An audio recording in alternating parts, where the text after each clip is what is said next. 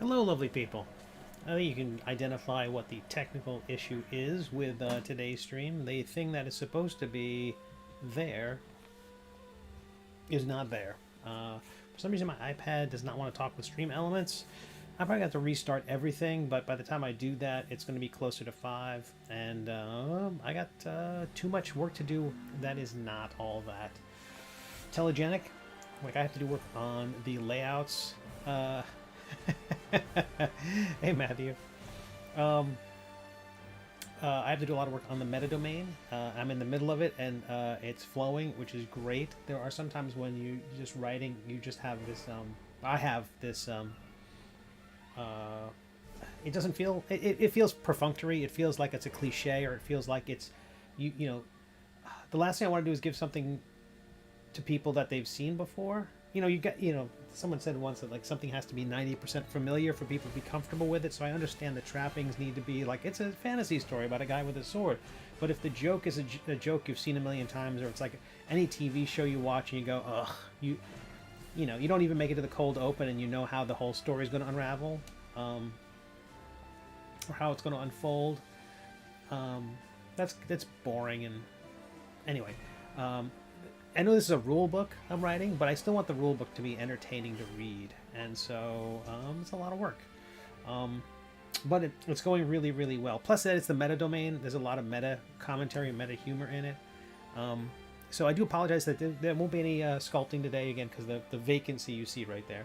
I'm currently leaving this configuration up just because it's got the chat, and so people can see across chat, whether you're on YouTube or Twitch. I can bring up the spinning minis, but that doesn't have the chat function. I don't think it does. Restream chat. Wait. It might. Boy, this is going back in time. How do I get rid of my little slideshow? Bottom row slides. Nope. And I do hear kids outside on their scooters and skateboards. So I'm about to open up a window and yell at the kids, "Get off my lawn!" Bottom left promo slides. Hey, that's what I called it. I guess that was a smart name a million years ago. Okay, this restream chat is a mess of a thing, but hey, it's there at least. Everything's going really great with the meta domain book. It's been a lot. It has been there's a lot of work, and there's still a lot I have to do with it. But the production of most of everything is going very, very well. I'm very happy. I think tomorrow I'll be sharing the subclass page, and I think the leveling up of the book itself. This has been 90% done for a while, and I keep chipping away at it. Part of it was kind of just the introduction of it all. The idea that he has some sort of flowery, fun, I don't know, kickstart to the whole thing. Let me see how we doing. Oh, yeah, everything seems to be cooking, except I just don't have my iPad screen connected. But I thought I could use some time here. We talked about Siddharth was here last time, and a couple of webcomics folks were here and talking about some of the webcomics videos, because episode 299 of The Middle Age came out last week. 299 is something I'm dipping in and out of. I want it to be a kind of monumental episode, just because it's got it's such a round number. But I think it's going to be more of a few gags and a reveal. I just, part of me was thinking that I should truncate some of the exposition that I'm kind of squeezing in here. The trouble with any kind of big adventure stories, at some point, you got to get you want to set the jokes aside for a minute and actually tell the story. Ideally, telling the story through the jokes. I try to do that whenever possible, but sometimes I also just kind of try to sneak in a big helping of exposition. Hopefully, while no one's looking. But some of that has to happen. There's a moment coming up here where characters are going to go in two different directions, and I want to have Sir Quimp and the Sword to have some time together,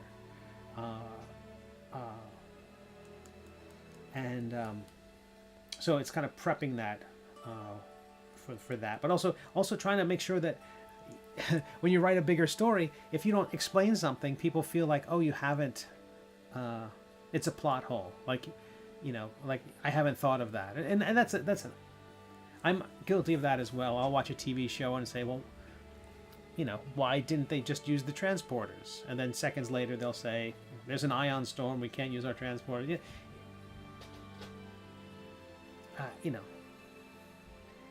Part of you has to have sympathy for the characters and empathy for the characters, like maybe that they're aware that they have transporters and they would have used them too as their first choice. So always making excuses why things don't work or why the story has to function the way it's going to function does feel like a lot of heavy lifting sometimes. Stargate does it. The TV show Stargate, which I'm very late to. I mean, I think all its iterations were off the air by the time I ever watched an episode. They do a remarkable job of plot construction, and almost every time I'm watching the story, watching an episode of that, and there is a moment where I go, well, why don't they just do this? I swear some character just goes up and say, wait, why don't we try this?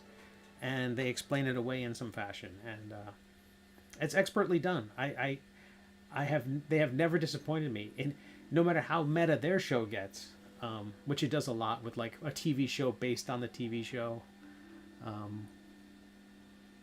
But it's sharp writing. But anyway, I'm in the middle of that with this story. I never knew this story was going to go this far and last this long and let me ever have to deal with these kind of problems. But they're good problems to have. David, nice to see you. Technical difficulties means it's a shorter stream. Talking about Stargate, talking about plot construction and how I'm in the middle of kind of this bigger third act arc of this current story in the Middle Age, and how I feel I'm duty bound to explain certain things. Everything's had a reason. Like, why was there this cottage in the story, and why was that cottage outside of Draconia in a way that would make it a good place to hide people, and not trying to give away too many spoilers here, but why things were the way they were, and why could basically there's a part of the story where Sir Quimp meets his kids, the baby dragons. You can see one on the screen here, and that's definitely a spoilery thing. I'm assuming people watching this already know, but hopefully, I think even if you know that, you're going to read the story and still, that's my goal with all these things, that my stories are meant to be reread and reread, so that no matter how many times you can know every part about it, you can know every plot point, but still be entertained by how it happens.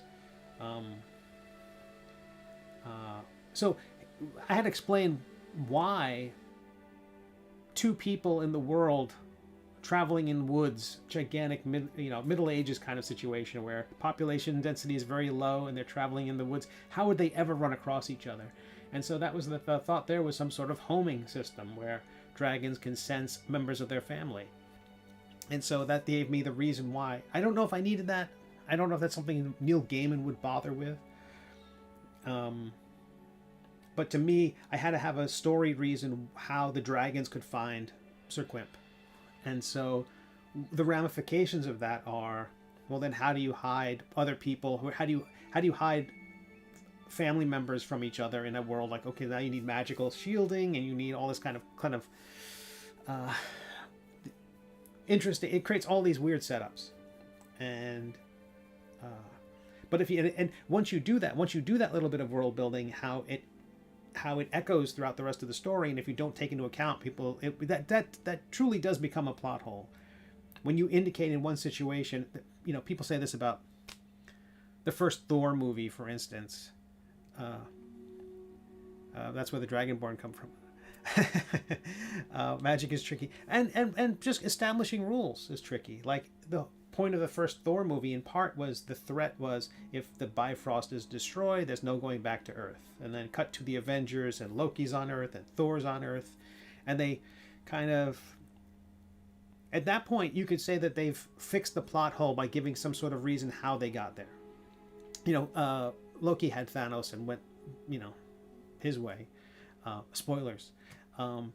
But for Thor, to me, it undercuts when you rewatch Thor, in the context of that those stakes don't matter anymore, that's a problem. So I do feel like that's a plot hole, even if they kind of paper it over.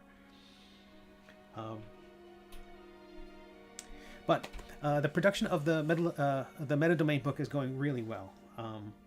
The subclass, I feel very good. Let me, what can I tell people?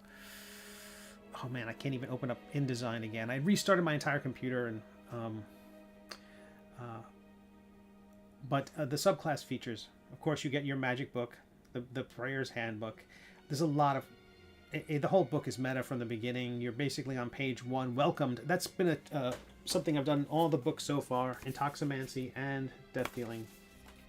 The introduction page is someone who is already in this, following this particular path, who's either a Meta Domain, an Intoximancer, or a Death Dealing rogue, and they're welcoming you. And the book is written to the character. And so this had to be written to the character in a way that I feel like it's... I also just don't want it to be a parade of puns, because that feels lazy. I'm trying to take it a little bit further than that. Like, not only does the person introducing you... This occurred in just the 10th draft of whatever it was. The person introducing you to the meta domain says...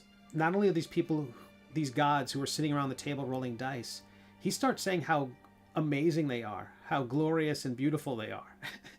Like, they have this impression of who we as players are and why we're amazing. To me, that's very funny to include stuff like that, where really I'm kind of blowing smoke up the butts of the people buying the book by saying they're beautiful and amazing from the point of view of this fictional character who's talking to their fictional character through them. Oof, it's fun. David says the homing system is a spell that could swear up like reverse puberty. Yeah, that's true. The notion was that it is stronger when you're a kid, but it always lasts, because it does help. I ended up using it later on in a way, so that when Phosphene and her mother reconnect, that's how they find each other. How they could, through an army of people, that the sense is, if you get within a mile or two, you know, your dragon sense starts to tingle. Can find their kin when they're young and separated, but they go, that breaks. I wanted it to be there, I really wanted it to be, because it proved useful later on. And that threshold, by the time you need to hide the family again in the story, the homing is so faint, it doesn't work. Yeah, that's a totally, absolutely legitimate bit of biological chicanery there. I think that would be a great solution. I ended up using it in a way. Her mother, Phosphene, the dragon empress, has gone missing, and the daughter is looking for her, and the empress is in a position where there's no way Phosphene could get near her, but when the two of them could sense each other, then things could they would allow them to reconnect. That's what it came down to. But yeah, absolutely. You've already broken the rule, so never mind. Oh yeah. In that case, but that even constructing that kind of rule is what I was talking about, David. Like, I love doing that sort of thing. Like, you come up with this kind of system that lets the system function in a specific way. But again, once you've established it, how do you undo that? I kind of painted myself into a corner with this this reality rewriting book. I think once you get wishes or time travel and stuff like that into the story, it tends to get messy. But it was kind of it was a narrative get out of jail free card, and I'm hoping people like what I do with it. But I had some questions I got from folks on the YouTubes, and I thought, I haven't answered them. I haven't been able to respond as a video. They're very kind comments. A lot of new subscribers on YouTube, even though I haven't produced a new video in a while. But I appreciate them all. Victoria Tanley writes, and this is in discussion about how to promote your webcomic. You have your on WEBTOON and Tapas, and they've been trying to figure out different size formats. WEBTOON has one width, and Tapas has a different width. WEBTOON is 800 pixels wide, and Tapas is like 950. Do you recommend making them one size or the other? I make them 700 pixels or 800 pixels wide. From the beginning, my comic is about a 6x9 book, and if the panels are half the page, if I give them a 900 pixel wide panel, I'm basically uploading print resolution, and I feel uncomfortable uploading print resolution to the web. So I have been uploading 700 pixel wide content, and their system scales it to fit. Their systems have to be so bulletproof, because there's such a range of people, of technical expertise from the people who are uploading their content. The system has to be forgiving. So I usually upload around 700 as high quality JPEGs, not highest quality, not maximum quality, just kind of the middle, like a 60% JPEG is what I upload, around 700 pixels wide. Tapas must be 940. That's interesting, Matthew. I upload mine at the lower size. Although, maybe that's why I don't have as many readers on Tapas. Tapas must be 940 or lower. Huh. Well, I've been uploading them and they have a thumbnail, and at one point one of their systems changed the thumbnail size. I basically just upload a square and hope for the best, like around 500 pixels. That's interesting. Tapas must be 940. For all I know, it looks terrible on a mobile device. But I've also never had much success with Tapas, so I format it for WEBTOONs and then upload it to Tapas as an afterthought.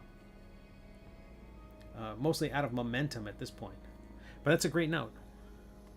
Have you been able to manage to build a following on Tapas?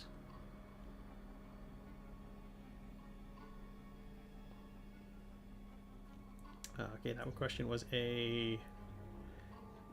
Sing and Smash has posted a lot of questions, mostly about RPG stuff. That's fun. Basically, the same thing every time I'm talking about 3D printing. Just get a resin printer. That's what everyone says. It's kind of like the default answer. And I know a resin printer would be much higher quality, and that's not... I mean, this guy, he printed on a desktop printer. If you look closely, you'll see layer lines. But then, of course, I've primed it and then primed it again. There's a... I just don't want the chemicals. I just don't want to deal with it. It's just too much. Okay, there's lovely comments. That's I'm looking for some questions here. Having a broken down like... You lovely people. Get a resin printer. Apparently, if you get an FDM printer like I have, people get upset. They're like, get a resin printer like a smart person.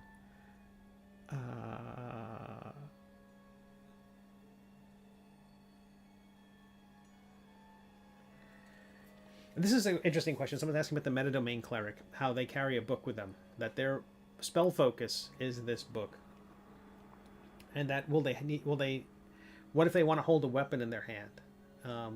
I figure the book will have a chain, or can have a chain that can sling on your shoulder. I think that's not just like a wizard will have their magic book. I'm assuming it's not either it goes in a bag or hangs from a chain.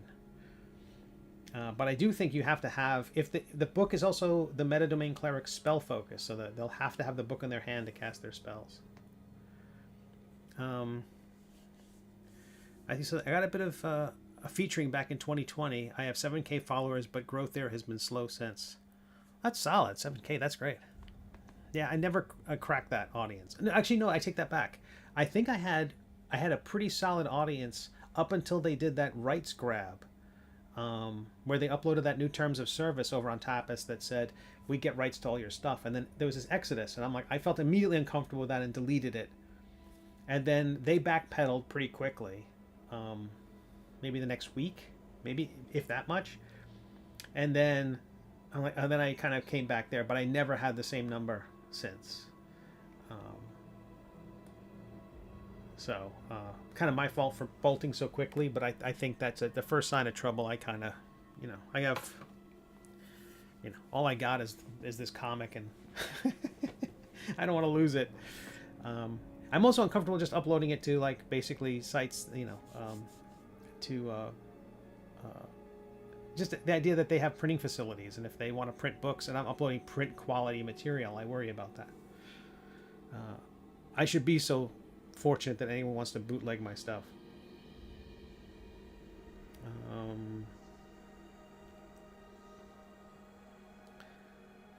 Someone misinterpreted something and asked, where can you advertise on Webtoons? I don't think you can.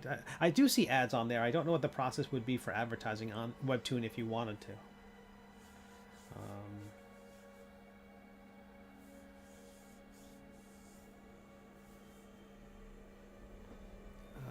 Moose says, I was looking for the end stream now, point redemption.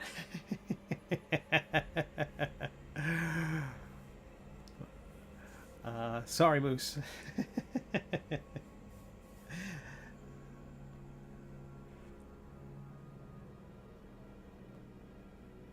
Yeah, some lovely comments.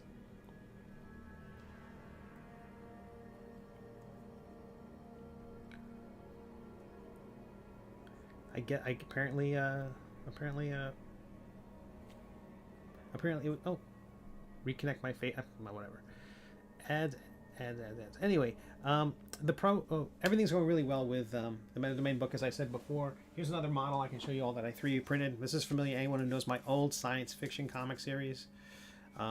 It's called Astounding Space Thrills. This was the rocket ship from that. This is the first pass. I don't think the windows are even. I'm also trying to figure out how to print it in a way that requires no supports, so there would be no banding or loose pieces. And then also looking to print this in multiple filaments. I have a demo that's basically pieces of it that are printing over there. But the idea that this would be the windows. I'm going to try printing in different colors and seeing if they just snap in, as opposed to doing multi-color printing. When you 3D print in multiple colors, every time there's a filament or change of color, like switching from blue to gold or red to green, whatever, it has to heat the nozzle, purge the filament, unload that filament, load a new filament, and start the process all over again. All those switches take time and add to the print time, and I don't think they add much to the quality of the thing if you can legitimately print pieces separately and then just snap them together. So that's what I'm going to try to do. Let me talk about some of the... Well, let me open this up while we're here. I think InDesign won't crash and burn. But the Meta Domain Cleric, the first level ability is that they get their Prayer's Handbook, which is a magic item that levels up with them, just like my other books. You get a magic item. It has tons of cool features. It has things like an armor class boost, or that it is your spell focus is a good thing, but it has tons of other little perks. And you have kind of a decision tree as you level up how you want to choose those perks. Like, what do you want them to be? Do you want them to be the armor class bonus, or you crit on a 19 and a 20? That's like a major ability. Clerics by and large don't have that kind of offensive power, but no reason why you couldn't craft it in a way. Well, my perks should be perky. That's fair. Like a nice MLT, mutton, lettuce, and tomato. So then you get your every cleric. Clerics are interesting because a lot of the other subclasses, other classes, when you choose a subclass, those perks and those bonuses kick in later on as you level up. Like a rogue, it kicks in at level 2, I think. Like a wizard kicks in at level 3. Clerics, it's from level 1. So the idea that anyone would take a 1-level dip into Meta Domain and get this powerful book, I didn't want it to be too powerful. So it's fairly weak at level 1, but then it gains power pretty quickly. But the abilities you get at level 1, every cleric gets some spells at level 1. The Peace Domain? For power, really?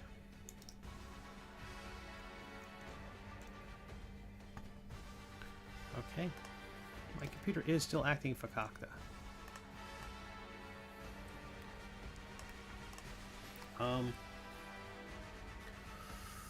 So they get the Prayer's Handbook. The Meta Domain spells are all weird and fun, I hope.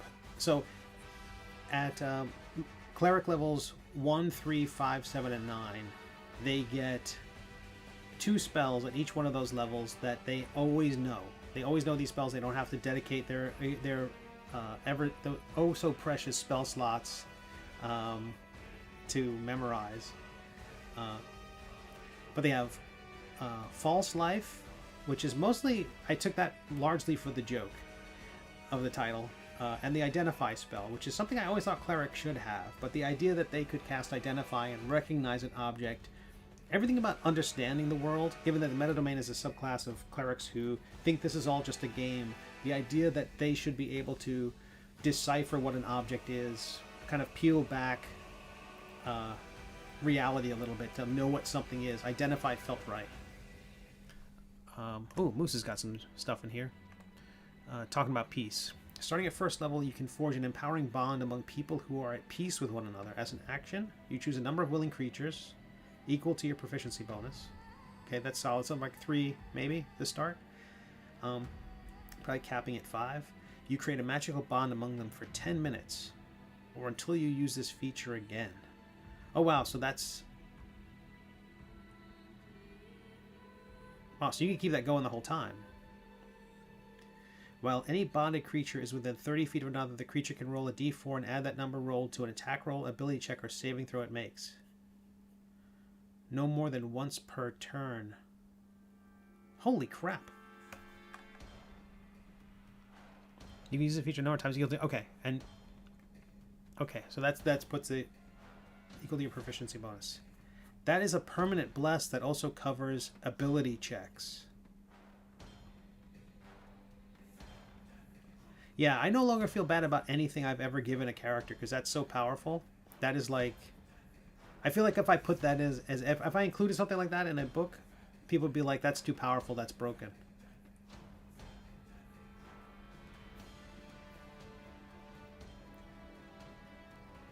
So you give it to them within 30 feet, while a creature is within 30 feet, while anyone is within 30 feet of another, so you can chain it out. So you give this blessing to 2 rogues, and they go pilfer, they go break into the castle, and you hang back, and they'll still have the bonus. Beginning at 6th level, the bond you forge between people helps them protect each other.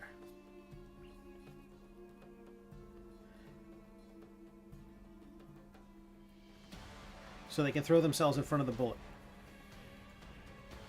So when a creature affected by the bond is about to take damage, so so it's already been determined, the roll's been made, you're about to take the damage.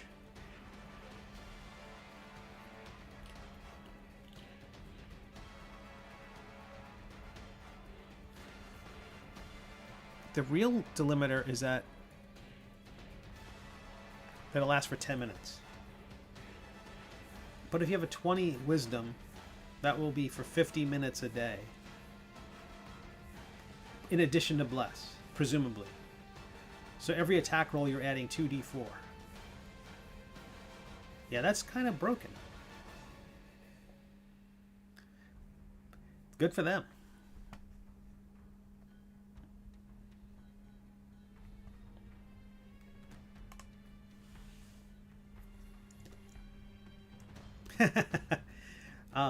Yeah, I played a game with a character who was multi-classing a rogue and an artificer, and they were so broken that I think everything I've done has been pale compared to that. I always feel like, well, it's not an artificer.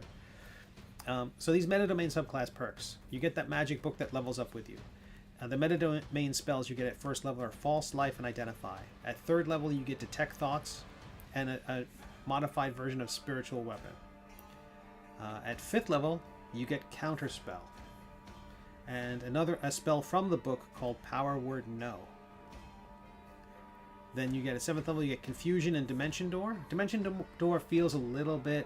What I like that is teleporting is one thing. Dimension Door feels more like you're messing around with reality. Confusion feels appropriate to the subclass as well, given that it is confusing. And then 9th level, you get Commune. Again, if you're speaking to your deity and your deity is your player, that makes sense. And Legend Lore. Again, something that feels appropriate. And it's interesting that a lot of these spells are not cleric spells normally. They also get a first level meta domain feature, which I feel is like not so powerful in most campaign settings, called Material is Immaterial, where they don't, as long as they have their spell focus, usually their book, they don't need any material components for any spell, even if it has a gold cost and even if it is something which is normally consumed upon use. So they have there's no need for the stuff of the world to cast their spells. Again, feels meta. In some campaigns this wouldn't matter at all, because I don't even know if people even keep track of the consumable material components. And then they have their alternative channel divinity, which is one called Meta Knowledge, which I had to include something like that, which is any creature they can see. So the limit is vision. Now, scrying could extend that range indefinitely, pretty much infinitely. But any creature they can see, they roll kind of like a divine intervention. A divine intervention, when you roll percentile dice, and if it's your level or lower, the effect kicks in. In this case, you roll a d20. And so if you're level 5, you've got a 25% chance. If you're level 10, you have a 50% chance. And what this is you pick a target, and you suddenly, with an action, you get flooded with all this information about them. I imagine you're kind of like seeing their life story and everything about them, but basically you now know the character, the target creature's name, their resistances, their vulnerabilities, their invulnerabilities, and I think any magic spell acting upon them. So you just get all this flood of information. I think the idea is, no matter what, you get the flood of information. The roll is to determine how much you can remember and how much you can hold on to and apply. Like what makes sense, what could you make sense of from that flood of information? And if you fail the roll, you just roll on a chart and you get one stray fact about the thing. And it could be that, the name of its mother, it could be anything, its weight, anything like that. So meta knowledge as a channel divinity, it could be potent, there's no saving throw on the part of the target unless it has legendary resistances. David, that's literally in the store. That's literally in the thing. Says it's likely Martha.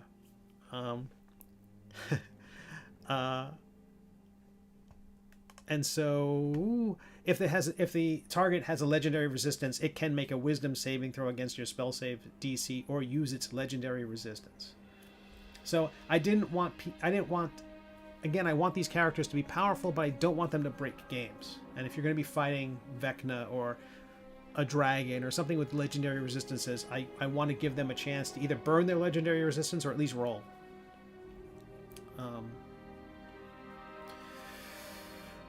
At 6th level, they get what's currently called bullet time, which I'm a little torn on the exact mechanics of it, but the concept is that their intelligence and their understanding of reality gives them a Neo-like defense in combat, where they can use their wisdom score as their armor class.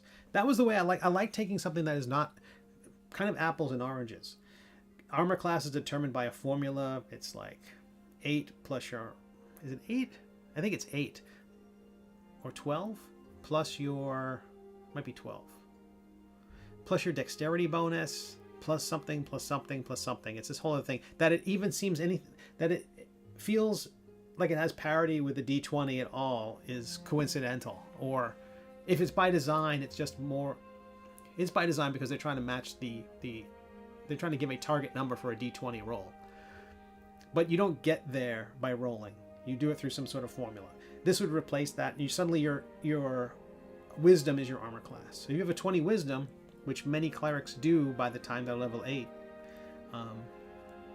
That's a pretty great armor class, and it lasts for 10 minutes, and you also have advantage versus dexterity saving throws, things like that. And you can use that ability a number of times equal to your wisdom modifier, minimum of once, per game session. A lot of the meta domain stuff isn't per day, it isn't per week, per hour, it's per game session. With all the complexity in it, I feel like sometimes you can be in a dungeon and it's all night in the game. It's running 8 hours, but it might be you and your group of friends playing over a course of 8 weeks. So you don't have to. Did I use this spell? did I do this thing 3 months ago? You don't have to keep track of that. It's all taken care of because it's all based on the session. Level 8, they learn their player's name, and this is the one that got the most people excited. Because at level 8, you learn your character, you learn your player's name, and you can invoke that to upcast a spell. I think that's a really simple ability. It's maybe the shortest meta domain perk, and it's just really clear. So whatever you cast, it gets you invoke your player's name, and you can upcast it by 1 level. So your Cure Wounds is a level 2 Cure Wounds. Your Spiritual Weapon is a level 3 Spiritual Weapon. Or even if you upcast something at level... Heck, you can upcast Spiritual Weapon at level 9 and then invoke the name, it will be a 10th level Spiritual Weapon.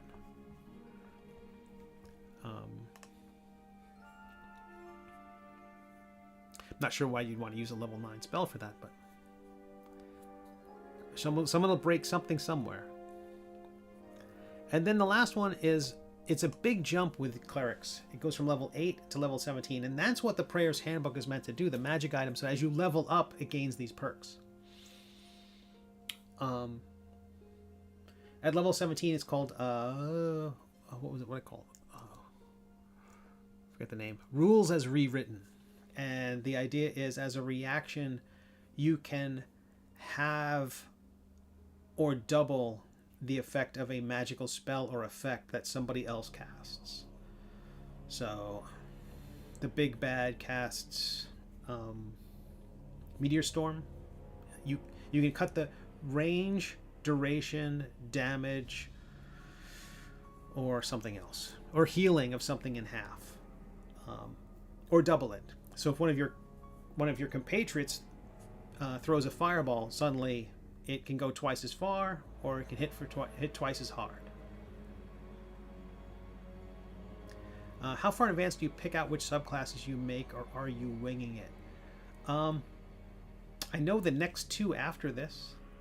The one after this will be a druid unless inspiration strikes.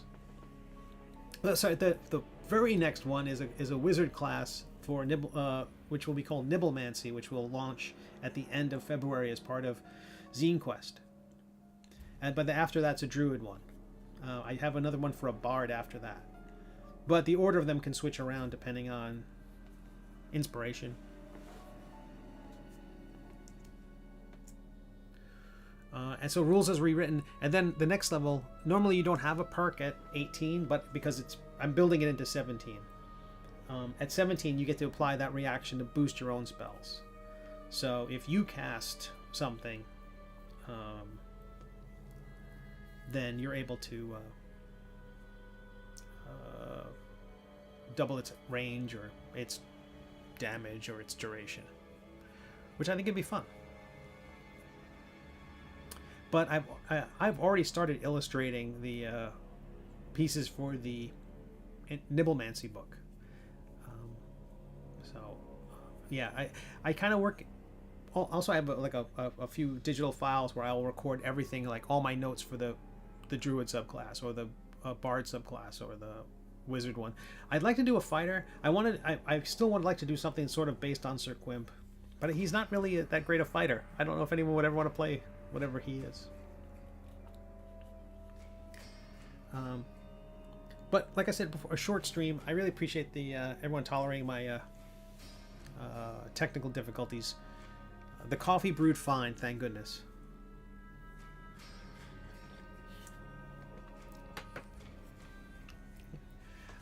But also, the weird thing will be a bard with no spells. Good luck.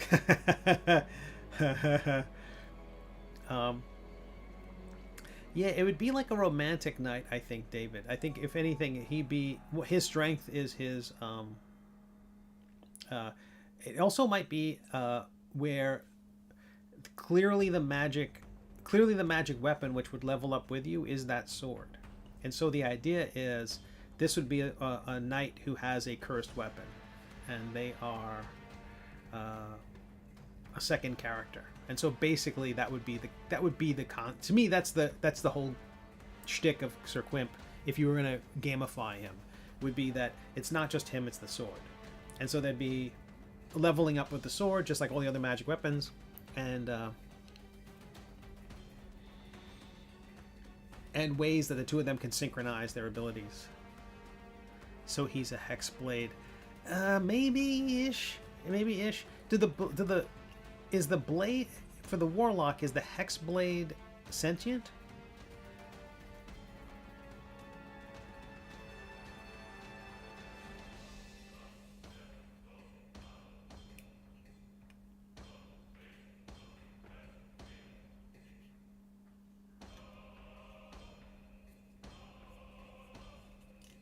So if the blade is sentient, maybe, but I feel like that's still a spellcasting class, and so a fighter would tend to be, I think, better than that. Also, the notion of that, yeah, it mostly be it would mostly be the sword and not the knight.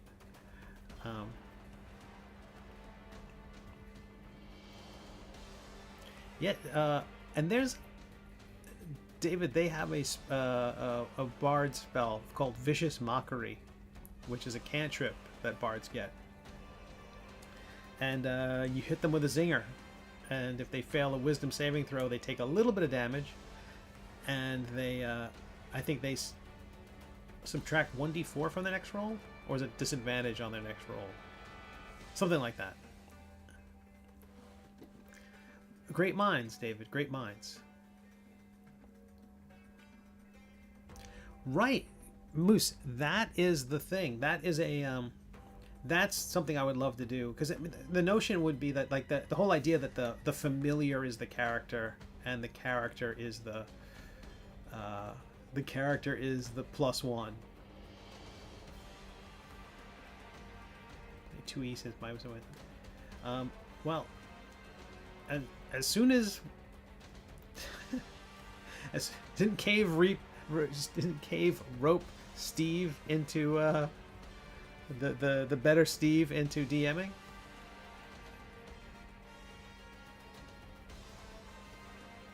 I played a Pathfinder one-shot at a hotel room at a con. You may have something going on with Shane. That's awesome. That's awesome. Oh, I saw that. I witnessed some of that chat about some miscommunication. That's funny. As long as they wear the bald cap, that's what matters more than anything. There are too many Steves on Twitch. I'm the ugly one. That's easy to remember. I'm the guy without the working iPad.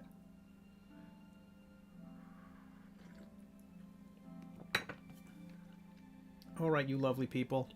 Go find another Steve. Go give them your eyeballs. Thank you all for being here. I apologize for the technical difficulties. You're a delight. You're all a delight. And I will hopefully see folks on Thursday, and we'll have more stuff to talk about. It'll be February. My goodness. Be safe. And go support Steve's. Steve's everywhere need your care. Cue the Sarah McLachlan music movie. All right, folks. I'll see you all later. Thank you, YouTube. Thank you, Twitch. And I will see you on Thursday. Oh yeah. Technical difficulty. I can't just blather. Believe me, I can blather, but